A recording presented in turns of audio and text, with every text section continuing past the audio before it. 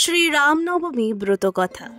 ব্রহ্মার মানসপুত্র মহাযোগী সনক পিতৃ সমীপে উপস্থিত হইয়া জিজ্ঞাসা করিলেন, ভগবান, প্রসিদ্ধ আছে রাজা দশরথের ঔরসে রানী কৌশল্যার গর্ভে ত্রিলোকনাথ ভগবান শ্রী রাম রূপে জন্মগ্রহণ করিয়াছিলেন। দশরথ ও কৌশল্যা এমন কি পুণ্য করিয়াছিলেন যে দুর্বাদ্যল শ্যাম শ্রীরাম তাহাদের গৃহে অবতীর্ণ হইলেন। ব্রহ্মা কহিলেন, বৎস, তুমি জগতের কল্যাণার্থে অতি পবিত্র প্রশ্ন করিয়াছ, ইহার উত্তর দিতেছি, শ্রবণ করো। রাজা দশরথের যৌবনকাল প্রায় শেষ হয়ে এলো, অথচ তার কোনো সন্তান হলো না। বংশ রক্ষা হয় না দেখে রাজা দশরথ খুবই চিন্তায় দিন কাটাতে লাগলেন। শেষে তার কুল পুরোহিত বশিষ্ঠদেব রাজাকে বললেন তার স্ত্রীকে সঙ্গে নিয়ে শিব দুর্গার মন্ত্র জপ করতে। রাজা দশরথ ও তাহার মহিষীপতি পরায়ণ কৌশল্যা ধ্যানমগ্ন হইয়া শিব দুর্গা মন্ত্র জপ করিয়াছিলেন। তাহাদিগের কঠোর তপস্যায় শশীশেখরের হৃদয় প্রসন্ন হইল। তিনি তৎক্ষণাৎ রাজা ও রানীর পুরোভাগে আবির্ভূত হইলেন। কৈলাসপতিকে দেখিয়া রাজার আনন্দের অবধি রইল না। তিনি করপটে সদাশিবকে সম্বোধন করিয়া কহিলেন, ভগবান, আপনাকে প্রত্যক্ষ দেখিয়া আমার জন্মকর্ম চক্ষু ও দেহ সার্থক হইল। সদাশিব কহিলেন, রাজন, তোমার অভীষ্ট কি প্রার্থনা করো, আমি তাহা পূরণ করিব।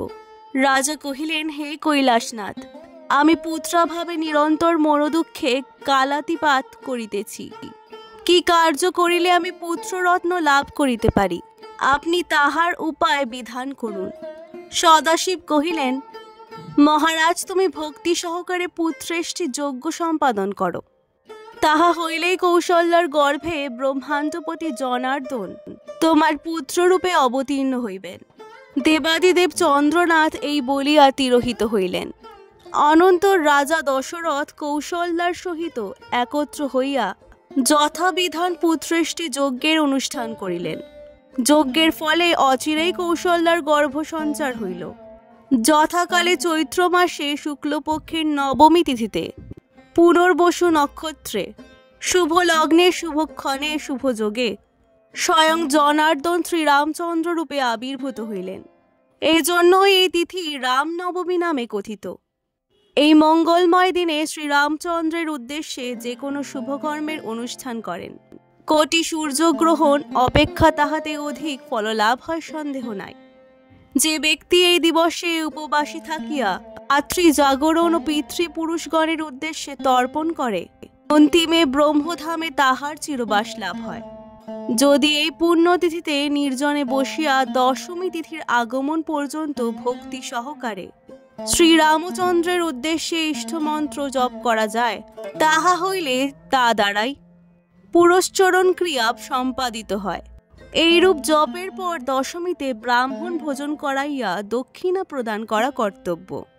এই প্রকারে রামনবমী ব্রত সম্পাদন করিলে রঘুকুল তিলক রামচন্দ্র প্রসন্ন হইয়া ব্রতীর মনোবাঞ্ছা পূরণ করেন। এই রামনবমী ব্রত সর্বসুখের এবং সর্বপ্রকার মঙ্গলের আকর ও পরম পবিত্র। ব্রহ্মার মুখে এই কথা শুনিয়া তাপশ্রেষ্ঠ সনক পুনরায় জিজ্ঞাসা করিলেন, হে পিত, এই প্রকার ব্রতের বিধান কি প্রকার, তাহা কীর্তন করুন।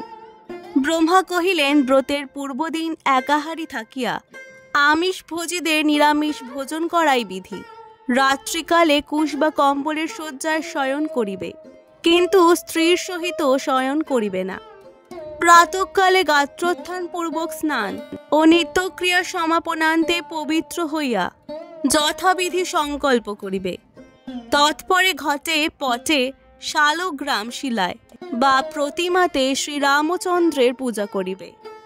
প্রথমত কৌশল্যার ও তৎপরে দশরথের অর্চনা করিতে হয়। তদনন্তর পরিবারবর্গের পূজা করিয়া নবগ্রহ, দিকপাল ও অস্ত্রসমূহ অর্চন করিবে। মধ্যাহ্নকালে শ্রীরামচন্দ্রের আবির্ভাব স্মরণ করিয়া পাদ্যার্ঘাদি দ্বারা তাহার পূজা সম্পাদন পূর্বক 3টি পুষ্পাঞ্জলি প্রদান করিবে। রাত্রি জাগরণ করিতে হয়।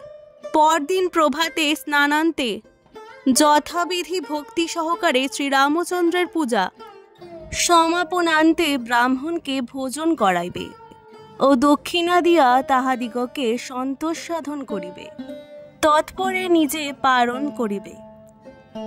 যে ব্যক্তি এই রামনবমী ব্রতকথা শ্রবণ করে সে ইহধামে পুত্রাদি সহ অতুল সুখ সম্ভব করিয়া দেহাবসানে ব্রহ্মধামে গমন করিয়া থাকে। ভক্তি সহকারে ইহা শ্রবণ করিলে রোগীর রোগ দূর হয়, বন্ধা নারী দীর্ঘজীবী পুত্র লাভ করে এবং সপত্নীর দর্পচূর্ণ করিতে সক্ষম হয়। ইহার প্রসাদে নির্ধনের ধন লাভ এবং ভয়ার্থ ব্যক্তির ভয় হইতে পরিমুক্ত হইবে সন্দেহ নাই। এই ব্রতের অনুষ্ঠান করিলে যেরূপ পুণ্য সঞ্চয় হইয়া থাকে, নানাবিধ যজ্ঞ, কঠোর তপস্যা ও সর্বতীর্থে ভ্রমণ দ্বারাও তাদৃশ পুণ্য লাভের সম্ভাবনা নাই। হে বৎস, তোমার প্রতি স্নেহ হেতু আমি এই গুচ্ছ মাহাত্ম্য কীর্তন করিলাম। সাধারণের নিকট তুমি কদাচ এই ব্রতের বিষয় প্রকাশ করিও না। যে ব্যক্তির ভক্ত হরিহরে ভেদ জ্ঞান নাই, তাদৃশ শিষ্যের নিকটেই ইহা প্রকাশ করিও। জয় শ্রী পুরুষোত্তম রামচন্দ্রের জয়। ভিডিওটা ভালো লাগলে অবশ্যই পুরাণ গল্পকথাকে সাবস্ক্রাইব করে দেবেন। অনেক অনেক ধন্যবাদ।